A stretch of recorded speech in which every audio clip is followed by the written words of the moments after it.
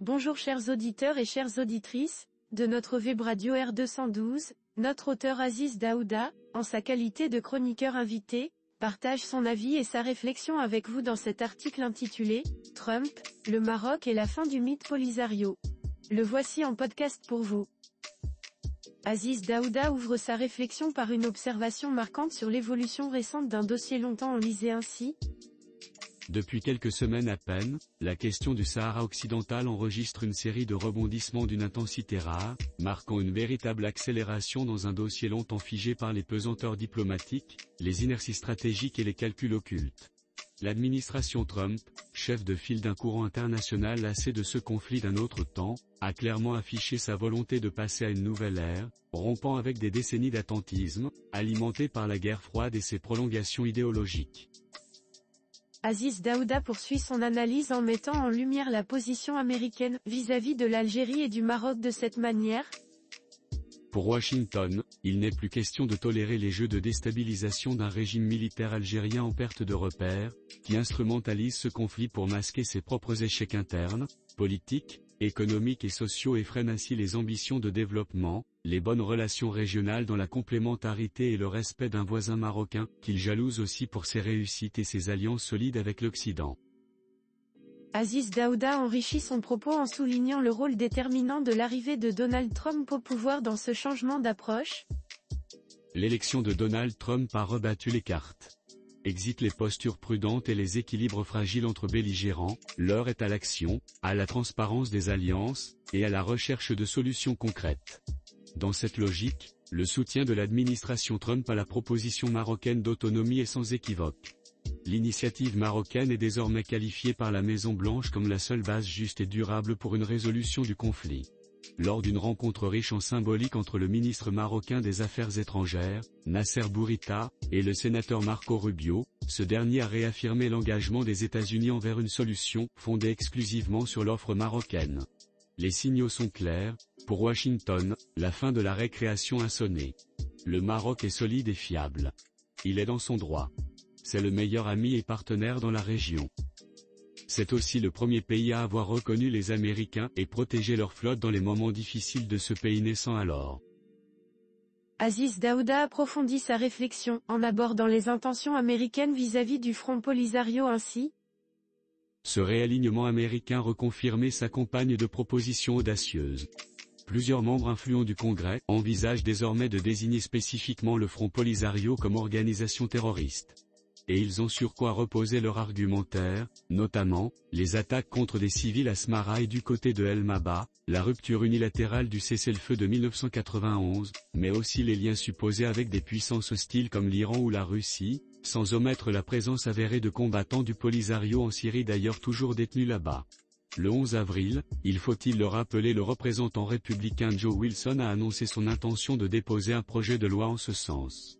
Selon lui, le front Polisario constitue une porte d'entrée pour ce qu'il appelle l'axe de l'agression en Afrique, dépendant de l'organisation séparatiste aux ambitions géopolitiques iraniennes et russes sur le continent, et c'est menaçant pour la sécurité des USA.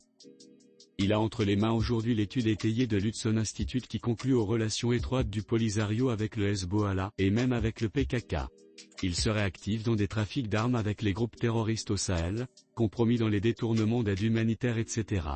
Il ne faut pas penser qu'il n'est que des Américains qui seraient dans cette logique.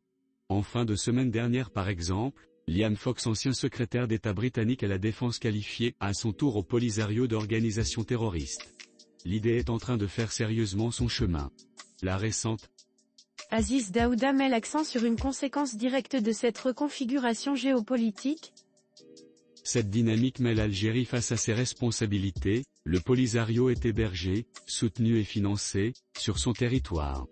Qualifier le Polisario d'organisation terroriste, c'est aussi l'éjecter de l'équation. Sa marginalisation diplomatique isolerait encore davantage Alger, désormais confondue avec la partie intégrante du conflit, et non plus la simple actrice tierce qu'elle prétend être. Le masque est définitivement tombé. Autre pays dans la tourmente, l'Afrique du Sud. Soutien traditionnel du Polisario, Pretoria commence à ressentir les effets de cette bascule stratégique. La presse locale s'interroge, des voix au sein de l'ANC appellent à une réévaluation de la politique étrangère du pays. Plusieurs ONG sont connues pour mener là encore des activités de collecte de fonds pour le Polisario, mais des think tanks comme l'Institut Hudson, encore lui, estiment qu'une désignation terroriste les contraindrait à mettre fin à ces opérations sous peine de sanctions internationales.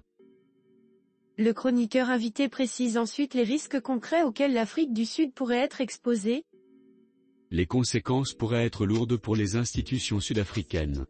Déjà sous la surveillance du GAFI, groupe d'action financière, le pays ne peut se permettre d'être soupçonné de complicité avec une entité classée terroriste.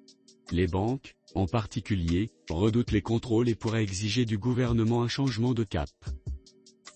Aziz Daouda revient sur le climat diplomatique tendu entre les États-Unis et l'Afrique du Sud, et ses possibles répercussions.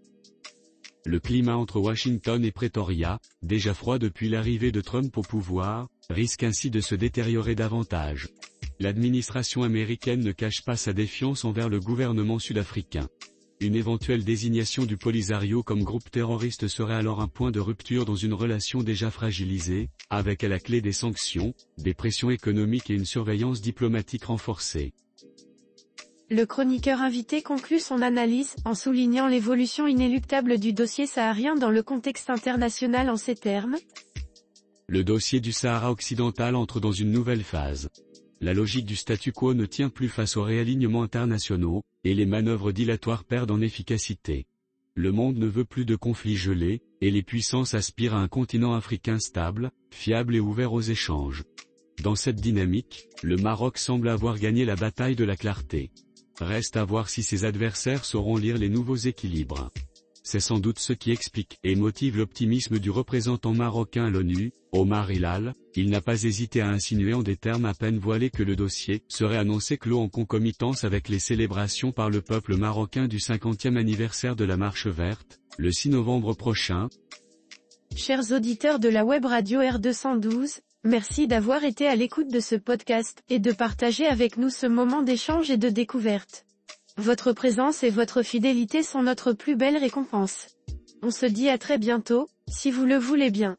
Avec toute notre gratitude, l'équipe de R212.